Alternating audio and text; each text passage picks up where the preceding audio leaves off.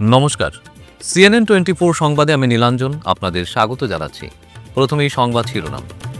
ধলাইয়ে CBI পরিচয় দিয়ে ডাকাত দল লুটে নিল কয়েক লক্ষ নগদ অর্থ, সোনা গহনা, তীব্র আতঙ্ক। কেন্দ্রীয় মন্ত্রী পবিত্র মার্গারিটার উপস্থিতিতে মাসিমপুরের বিএসএফ সদর দপ্তরে রোজগার মেলা অনুষ্ঠিত। শিলচরে 7.5 কোটি টাকার দুটি পূর্ত সড়ক কাম ড্রেনের নির্মাণ কাজের শিলান্যাস করলেন মন্ত্রী কৌশিক রায়। শ্রীভূমি জেলায় বাল্যবিবাহের বিরুদ্ধে পুলিশের অভিযান, গ্রেফতার 22। শিলচরে ওপেন ইন্টারন্যাশনাল ফিড রেটিং দাবা টুর্নামেন্ট 24 থেকে 28 জানুয়ারি, জানালেন মূলচাঁদ বই।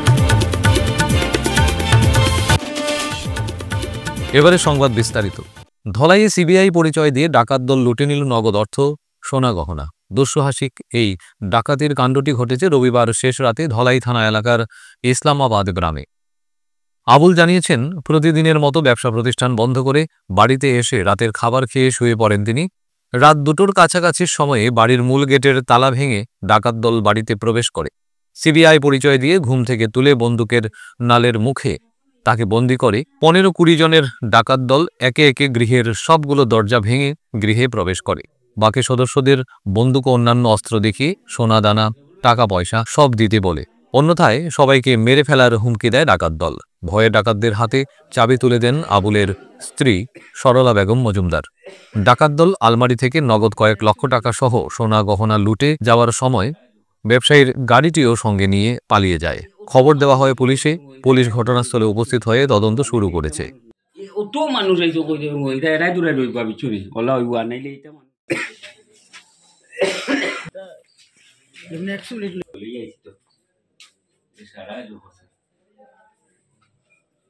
সারা দেশের পাশাপাশি সোমবার শিলচরের মাসিমপুরে অবস্থিত মিজোরাম কাছার সদর দফতরে রোজগার মেলা অনুষ্ঠিত হয়। কেন্দ্রীয় বিদেশ ও বস্ত্র প্রতিমন্ত্রী পবিত্র মার্গারিটা এবং বিএসএফের আইজি সঞ্জয় কুমার মিশ্র এবং ডিআইজি পিএসও লখবিন্দর সিং গিলের উপস্থিতিতে 109 জন পুরুষ ও মহিলা প্রার্থীকে এদিন চাকরি প্রদান করা হয়। এদিন বিএসএফ, এসএসবি, সিআরপিএফ, আইটিবিপি, ডাক বিভাগ, স্টেট ব্যাংক অফ ইন্ডিয়া এবং ভারতীয় রেলওয়েতে অন্তর্ভুক্তির জন্য 93 জন পুরুষ প্রার্থী এবং 16 জন মহিলা প্রার্থীকে নিযুক্তিপত্র প্রদান করা হয়। সারা ভারতে 45টি জায়গায় রোজগার মেলা পালিত হয়েছে। সেখানে ৭১,৫৫৬ জন প্রার্থীকে চাকরি দেওয়া হয়েছে। ভারতৰ 45টা অঞ্চলত ক্ষেত্ৰত আজি ৰোজগাৰ মেলা আয়োজন কৰা হৈছে, য'ত ৭১,৫৫৬ গৰাকী সফল প্ৰাৰ্থীক আজি নিয়োগ পত্ৰ প্ৰদান কৰা হৈছে। ৭১,৫৫৬ গৰাকীক আজিৰ দিনটোতে ঠিক একেধৰণে কেইসপ্তাহমানৰ আগতে, প্ৰায় 2 মাহমানৰ আগতে শ্বিলঙত মই আকৌ উপস্থিত আছিলোঁ এনেধৰণৰ ৰোজগাৰ মেলাত, য'ত বহু হাজাৰ এনেধৰণৰ সফল প্ৰাৰ্থীক নিয়োগ পত্ৰ প্ৰদান কৰা হৈছে। আৰু প্ৰধানমন্ত্ৰী নৰেন্দ্ৰ মোদীদেৱৰ তত্ত্বাৱধানত কেৱল চৰকাৰী চাকৰি বা বেচৰকাৰী চাকৰিয়ে নহয়, আমাৰ বিদ্যাৰ্থীসকল, উঠি অহা প্ৰজন্মই দক্ষতা বিকাশৰ বাবে চৰকাৰৰ সহযোগত যাতে আগবাঢ়িব পাৰে, সি কৃষি ক্ষেত্ৰই হওক বা কাৰিকৰী অন্যান্য ক্ষেত্ৰই হওক, সি ড্ৰোন টেকন'লজিয়ে হওক বা স্পেচ টেকন'লজিয়ে হওক, ষ্টাৰ্টআপৰ পৰা মুদ্ৰা লোন প্ৰদানৰ পৰা বিশ্বকৰ্মা আঁচনিলৈকে সামগ্ৰিকভাৱে বহুকেইটা আঁচনিৰ জৰিয়তে নতুন প্ৰজন্মক আগুৱাই লৈ যাবলৈ সমৰ্পিতভাৱে কেন্দ্ৰীয় চৰকাৰ আগবাঢ়িছে। গতিকে আজি তাৰেই এক আমি চাক্ষুষ প্ৰমাণ পালোঁ। এই মুহূৰ্তত মই উপস্থিত থকা মিজোৰাম আৰু কাছাৰ ফ্ৰণ্টিয়াৰ বিএছএফ এই বিএছএফৰ কেম্পত আমি ইয়াত দেখিছোঁ যে বিএছএফৰ দ্বাৰা আয়োজিত আজিৰ অনুষ্ঠানটোত শতাধিক সফল প্ৰাৰ্থীক আমি নিয়োগপত্ৰ প্ৰদান কৰিলোঁ।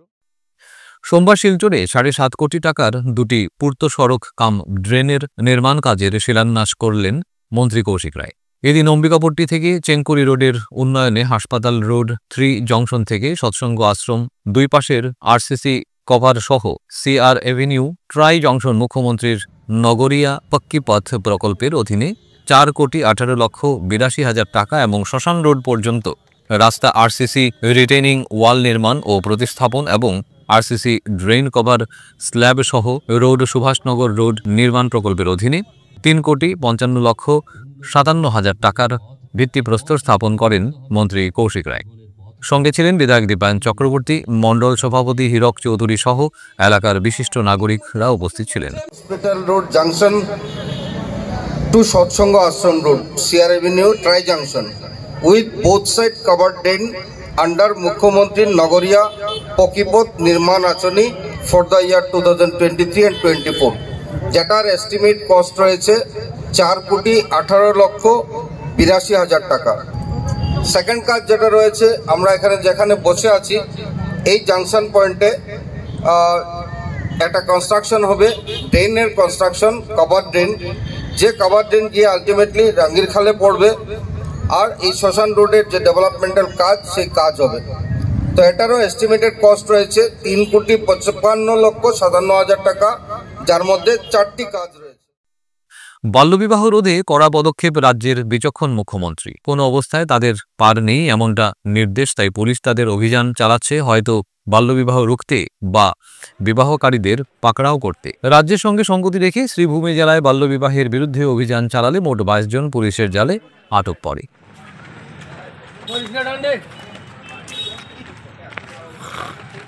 এর মধ্যে 7 জন ছিল সদর থানার এলাকা থেকে, তাদের মধ্যে 2 জন নির্দোষ থাকায় থানা থেকে ছেড়ে দেওয়া হয়, 1 জন নাবালক থাকায় প্রেরণ করা হয় শিলচরে, বাকি 4 জনকে কারাগারে প্রেরণ করা হয় কিশোরী বিবাহ করার কারণে।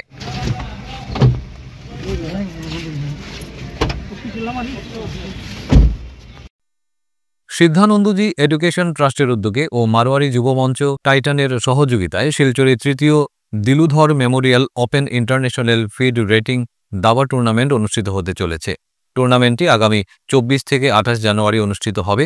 বরাকের ইতিহাসেই প্রথমবারের মতো 7,50,000 টাকা দিয়ে আন্তর্জাতিক স্তরের দাবা প্রতিযোগিতা অনুষ্ঠিত হতে যাচ্ছে শিলচরে।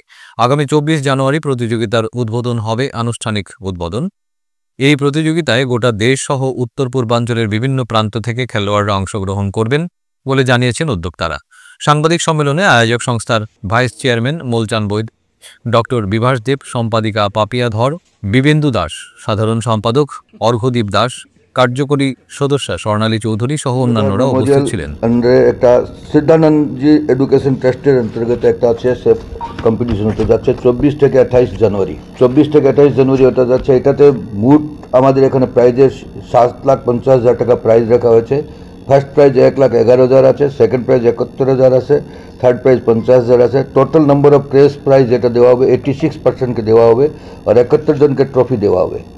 আমাদের এই যে চেস খেলা হবে এখানে, এই টুর্নামেন্টের আমাদের চেয়ারম্যান হচ্ছেন আমাদের অনেবল আসাম সরকারের মিনিস্টার, এখন কৌশিক রায়জি, তখন উনি এমএলএ ছিলেন, তখন ওনার কাছে পারমিশন পেয়েছিলাম। আমি ভাইস চেয়ারম্যান আছি। এখন পর্যন্ত আমরা 150 জন এখানে আমরা অলরেডি রেজিস্টার্ড হয়ে গেছে যারা খেলবে এখানে। আমাদের টার্গেট 300, মিনিমাম 300 আছে, উপরেও যদি হয়তো প্রবলেম নাই। এই হলেই ব্যাঙ্কেট হলেই এটা খেলা হবে। মিডিয়া বন্ধুদের মাধ্যমে আমি এটা আপনাদেরকে প্রচার করতে চাই, আপনাদেরকে জানাতে চাই যেন আরও বেশি মানুষ যদি পার্টিসিপেন্ট যদি তাতে ভাগ লয়, আমরা আনন্দিত হব। এইরকম এই প্রাইজের খেলা বরাকবেলিতে ফার্স্ট টাইম হতে যাচ্ছে। এইরকম এই হিউজ প্রাইজ দিয়ে ফার্স্ট, সেকেন্ড, থার্ড বা টোটাল যে প্রাইজ দেওয়া হচ্ছে এটা দেওয়ার জন্য ফার্স্ট টাইম হয়ে যাচ্ছে। আমরা এই এডুকেশন ট্রাস্ট থেকে আর আমাদের দিলুধর মেমোরিয়ালের যে অন্তর্গত খেলা হচ্ছে, আমরা আমাদের চেয়ারম্যান সাহেব যে আমাদেরকে পারমিশন দিয়েছেন ওনাকে আমরা ধন্যবাদ জানাই। মেহেরপুর ডাম্পিং গ্রাউন্ডে কার্যকরী পদক্ষেপের উপর জোর দিলেন শিলচরের বিধায়ক দীপায়ন চক্রবর্তী। শিলচরের বিধায়ক দীপায়ন চক্রবর্তী সোমবার বেলা 11টার সময় মেহেরপুরের পৌরসভা ট্রেঞ্চিং ও ডাম্পিং গ্রাউন্ড পরিদর্শন করেন। স্থানটির অবস্থা এবং এর পরিবেশ ও স্থানীয় বাসিন্দাদের উপর প্রভাব পর্যালোচনা করতে তিনি এই পরিদর্শন করেন।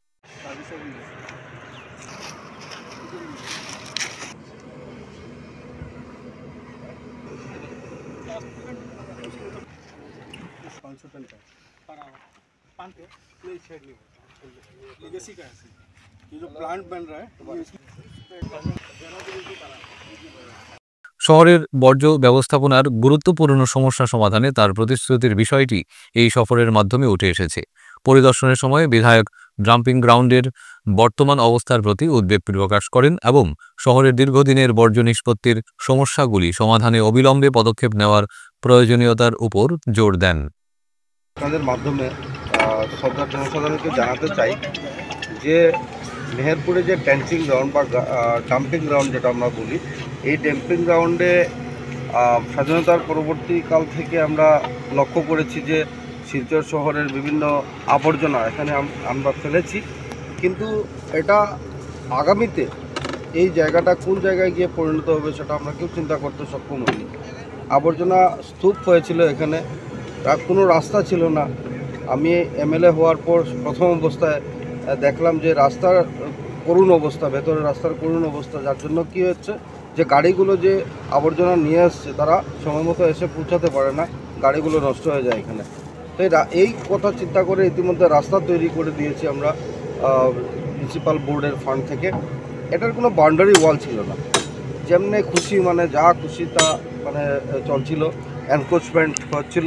সেখানে লক্ষ্য রেখে বাউন্ডারি ওয়ালের জন্য আমি তদবির করেছি। মিউনিসিপ্যাল বোর্ডের অধীনে বাউন্ডারি ওয়াল আজকে মোটামুটিভাবে আমরা ধরতে পারি যে 80% বাউন্ডারি ওয়াল কমপ্লিট হয়ে গেছে।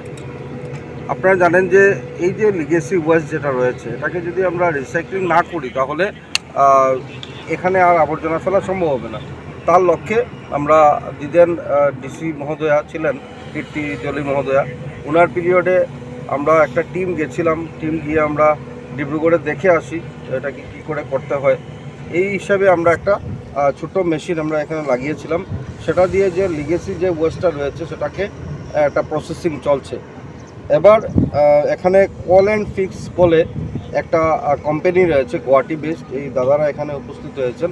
তো আগামী দিনে আমরা যে জায়গায় এখন দাঁড়িয়ে আছি, একটা মেশিন তো এখানে আপনারা ফিট হয়েছে, আপনারা দেখেছেন বা বিগত দিনে আপনারা এসেছিলেন এখানে। এখানে যে জায়গাটা হচ্ছে এই জায়গাতে দুটা মেশিন হবে, দুটা প্রজেক্ট হবে। একটা প্রজেক্ট হলো যে আমাদের লিগেসি ওয়েস্ট যেটা রয়েছে ওটাকে প্রসেসিং করার জন্য একটা মেশিন, আর আমাদের ডেইলি ওয়েস্ট যেটা আসছে ডেইলি যাতে আমরা প্রসেস করে নিতে পারি তার জন্য সরকার থেকে একটা ব্যবস্থা করে দেওয়া হয়েছে। তো MRF and waste to composite plant যে প্ল্যান্টটা যেটা, এটা 200 ton per day, 200 ton per day এটাকে প্রসেস করবে। যেটা ডেইলি ওয়েস্ট, ডেইলি আবর্জনা আসবে সেটাকে কম্পোজ করে সেটাকে প্রসেসিং করে কম্প্যাক্ট করার জন্য তারা এখানে তৈরি করছেন প্ল্যান্ট। আর লিগেসি ওয়েস্ট যেটা রয়েছে সেটাকে 2 লাখ টন ক্যাপাসিটি রয়েছে, সেই ওয়েস্টটাকে তারা চেষ্টা করছেন করার জন্য। আর ফান্ডেড বাই এটা ডোনার যেটা রয়েছে মন্ত্রণালয় রয়েছে, এই ডোনার মন্ত্রণালয় থেকে 15 কোটি টাকা খরচা করে এই লিগেসি ওয়েস্টের প্ল্যান্টটা বসানো হবে। আমি আশা রাখছি যে আগামী 3 বছরের মাথায় এখানে আপনারা একটা সুন্দর পার্কও দেখতে পারবেন, যে একটা কনসেপ্ট সরকারের আজকে মাননীয় মুখ্যমন্ত্রী ডক্টর হিমন্ত বিশ্ব শর্মা, যেখানে আমরা আবর্জনা ফেলছি সেখানে আবর্জনা না, শুধু একটা সুন্দর পার্ক যাতে গড়ে তুলতে পারি তার জন্য মেশিনারিজ নিয়ে এই ব্যবস্থাগুলো চলছে। ফিরছি একটা বিরতির পর, আপনারা সবাই সঙ্গে থাকুন। Grace well hospital, Meherpur, Silchar. এখানে আপনারা পাবেন ডায়ালিসিস, এন্ডোস্কোপি, সোনোগ্রাফি, ইকোকার্ডিওগ্রাফি, এক্স-রের মতো বিশেষ সুবিধে। উন্নত মানের ডাক্তারি পরিষেবার পাশাপাশি পাবেন আইসিইউ, এনআইসিইউ, ইনডোর, আউটডোর এবং যে কোনো রকম সার্জারি অত্যন্ত সুলভ মূল্যে এবং অত্যাধুনিক মানের। গ্রেস ওয়েল হসপিটাল বিভিন্ন ধরনের চিকিৎসা পরিষেবার পাশাপাশি এখানে আপনারা পাবেন বন্ধ্যাত্ব কাটিয়ে মাতৃত্ব এবং পিতৃত্বের আশ্বাস। আপনার সুস্থ জীবনের লক্ষ্যে সর্বদা কাজ করে চলেছে গ্রেস ওয়েল হসপিটালের সদস্যবৃন্দ। ঠিকানা grace well hospital, Meherpur, Silchar 788015। আপনার সুস্থ এবং মঙ্গলময় জীবন কামনা করি আমরা। Grace well hospital. ফিরে এলাম বিরতির পর। সারা অসম নির্মাণ শ্রমিক ইউনিয়নের ডাকে বিভিন্ন দাবিতে আজ বিক্ষোভ প্রদর্শন করা হয়। শিলচরের শ্রম আয়ুক্তের অফিসে আজ শতাধিক নির্মাণ শ্রমিক জেলার বিভিন্ন স্থান থেকে উপস্থিত হয়ে বিক্ষোভ প্রদর্শন করেন। প্রসঙ্গত উল্লেখ্য যে বর্তমানে রাজ্য সরকার বিগত দীর্ঘদিন শ্রমিক রেজিস্ট্রেশন বন্ধ রেখেছে, যোগ্য পেনশন প্রাপকদের নাম নথিভুক্ত করছে না, পেনশনারদের বকেয়া টাকা সময়মতো প্রদান করছেন না, পেনশন প্রাপকদের কোনো সার্টিফিকেট দেওয়া হচ্ছে না, তাছাড়া স্বাস্থ্য পরীক্ষার টাকা, সন্তানদের স্কলারশিপের টাকা সময়মতো দেওয়া হচ্ছে না বলে সংগঠনের পক্ষ থেকে অভিযোগ করা হয়। বিক্ষোভ চলাকালীন বক্তব্য রাখেন সিটু সভাপতি সুপ্রিয় ভট্টাচার্য, সম্পাদক সুরজিৎ ঘোষ প্রমুখ।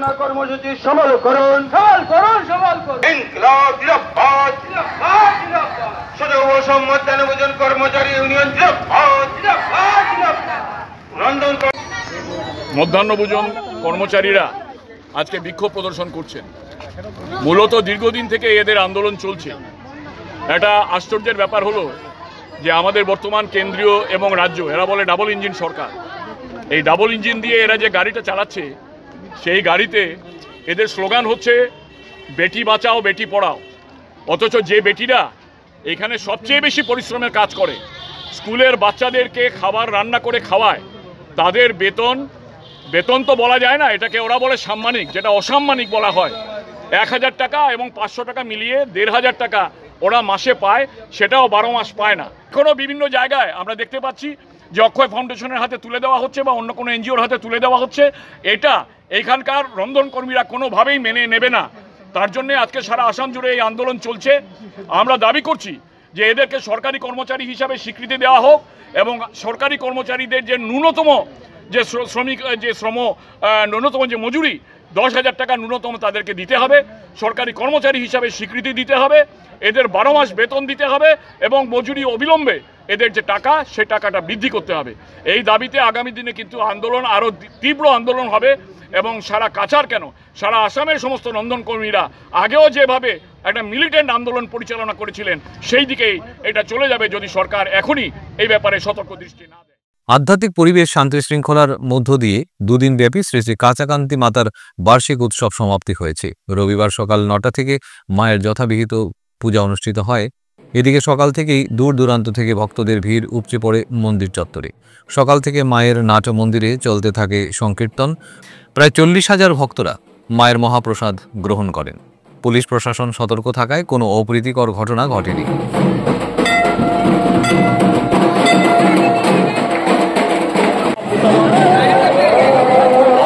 এবার অনেক জনসমাগম হয়েছে। উদার বলতে গ্রাম গ্রামান্ত থেকে অনেক ভক্তগণ প্রভাবিত হয়েছে। আর মায়ের আশীর্বাদে যে প্রসাদেরও ব্যবস্থা করা হয়েছে। এখানে মেলাতে মানুষ বিয়ে করছে, মার আশীর্বাদ দিচ্ছে। এবারে জনসমাগম খুবই প্রচুর হয়েছে মার কৃপায়, মার আশীর্বাদে। আর সব ভক্তগণের মধ্যে একটা আলাদা আনন্দ। শিলচর তুলাপট্টির শ্রী শ্রী শ্যামসুন্দরজিউ মন্দিরে গতকাল মন্দির পরিচালনা ও উন্নয়ন সমিতির উদ্যোগে মন্দির প্রাঙ্গণে বিনামূল্যে এক রক্ত পরীক্ষা শিবির অনুষ্ঠিত হয়। এই শিবিরে 110 জন পুরুষ ও মহিলাকে রক্ত পরীক্ষা করা হয়। শিবিরে blood sugar, cholesterol, uric acid, thyroid, calcium, creatinine ইত্যাদি পরীক্ষা করা হয়। এই রক্ত পরীক্ষা শিবিরটি রেড ক্লিপ ডায়াগনস্টিক সেন্টারের সহযোগিতায় আয়োজন করা হয়েছিল। এই শিবির চলাকালীন উপস্থিত ছিলেন মন্দির পরিচালনা ও উন্নয়ন সমিতির কনভেনর দীপজ্যোতি রায়, সাধারণ সম্পাদক বুদ্ধদেব দাস, নন্দদুলাল রায় প্রমুখ। আমাদের সঙ্গে ছিল ক্লাব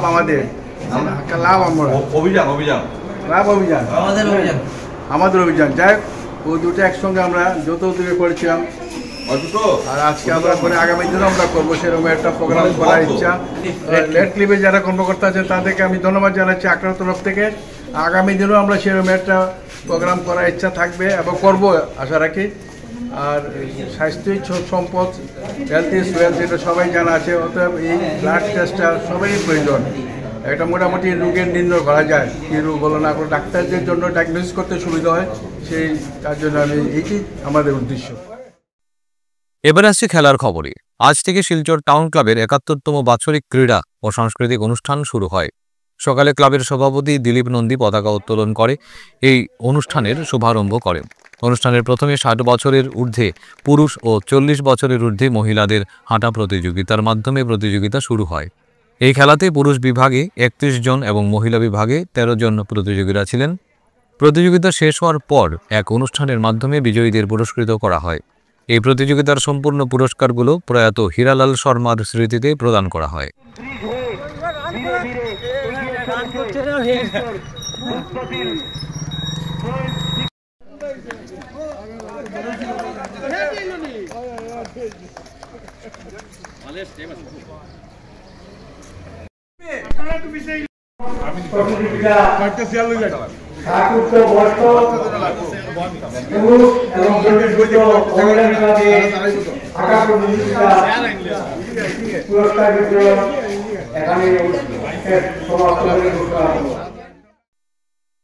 আর শিলচর স্পোর্টিং ক্লাবের ময়দানে জেলা ক্রীড়া সংস্থার পরিচালিত উমেশ চন্দ্র কর মেমোরিয়াল প্রাইজ মানি মহিলা ফুটবল খেলার জালালপুর ওমেন্স ফুটবল টিমের সাথে নারী শক্তি ওমেন্স ফুটবল টিমের খেলা হয়। এই খেলাতে নারী শক্তি ওমেন্স ফুটবল টিমকে 3-0 গোলে হারিয়ে জালালপুর ওমেন্স ফুটবল টিম জয়ী হয়। আজকের খেলার ভালো খেলোয়াড় হিসেবে নারী শক্তি ওমেন্স ফুটবল টিমের খেলোয়াড় সোনালী পাশির হাতে নগদ অর্থসহ একখানা ট্রফি তুলে দেওয়া হয়।